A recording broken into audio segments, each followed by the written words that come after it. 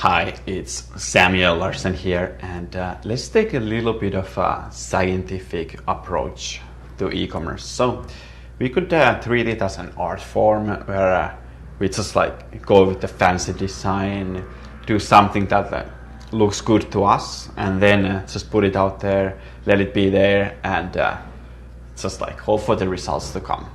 But what I'm advocating is that e-commerce should be treated more as a science than an art. I think it's a bit of both, but with this scientific mindset, you can actually improve based on data like a scientist. So that's exciting because you will know exactly how you are performing well and why you are performing well and on what channels. So if we go to and look at our competitors, for example, like Amazon, eBay, like they are tracking a lot of things. And Google is really famous for this. The biggest thing on the internet, they track everything. And you should probably track something too. But there's so many things that you could track. So it might be a little bit intimidating, confusing. A lot of people get it wrong. So what are the most important e-commerce analytics that even a beginner should track? And there's like 4 of them very, very most important. If you don't track these, you're absolutely, you could say, dead in the water. But what are these? So first of all, you absolutely need to know how many visitors you are getting to your site. And this is important because if you don't know how many visitors you're getting, you have no idea whether your site is failing or your marketing is failing. So notice it's the most basic metric basically that you could have. So we're not going to talk about that too much. Next up, you have your visitors.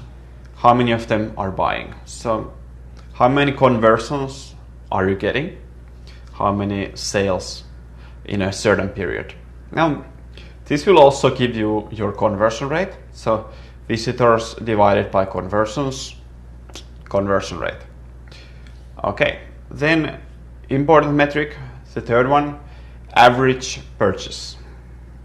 And this is important because it will give you your profit basically, or at least like your sales. So you would calculate it like visitors times average purchase is your sales. And this is important because you want to up this number every time, and there's a lot of easy gains to be had when you are able to sell more products or sell higher ticket items. All right, so those are the 4 of the very, very basic metrics. Let's dive a little bit deeper into specific metrics that we could use. All right, and as with previous example, it all starts with the traffic. So we would want to know how many unique visitors we are getting. And by the way, with these metrics, it's important to block your IP from these Google Analytics, for example, because you will be the most frequent visitor in your site. So unique visitors, important to know. Then you also want to know your advertising spend. Like if you're doing multiple channels, you want to know it down to the dollar, how much you're spending and how much you're spending on specific pages, how much you're spending on general things. Like know everything in terms of advertising spend, because that's really like your biggest expense and you should be on top of that thing, because otherwise if you don't know, it doesn't get managed. There's this old saying in management, what gets measured gets managed, and it's super true with advertising spend. All right, now you got your traffic, then it's all about conversions. How do you convert that visitor into a buyer and how you're doing there? Okay, so you have to know how many transactions you're getting, and it's the same as conversion, so we're not going to talk about that, but you need to know how your revenue is stacking every month.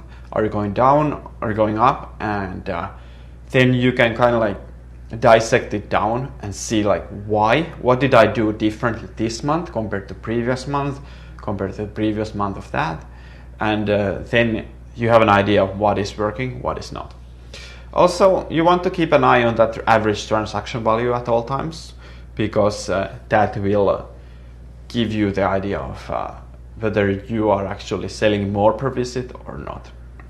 All right, so very important, but basic metrics are still the basic metrics, and they are conversion rate, and you also want to know your customer acquisition cost. So now that you have your marketing spend and you have your transactions, you can calculate how much does it take for you to get one sale. So customer acquisition cost versus the profit, really, like or like how much you're spending on advertising versus the profit. All right, I wouldn't worry about lifetime value yet.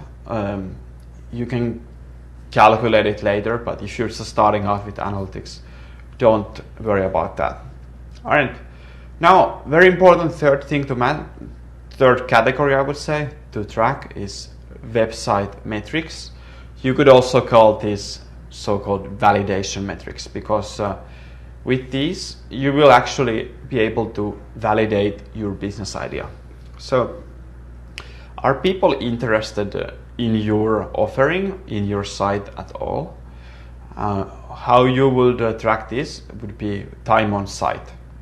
Okay, and you can see like how specific pages are performing via tracking bounce rate. But don't just track bounce rate on your homepage, track it on every page. So you can be a little bit scientific here, and let's say like your bounce rate is really high on the product pages, then you can see, and like maybe you want to change the layout or put some kind of offer there or do something to change things up.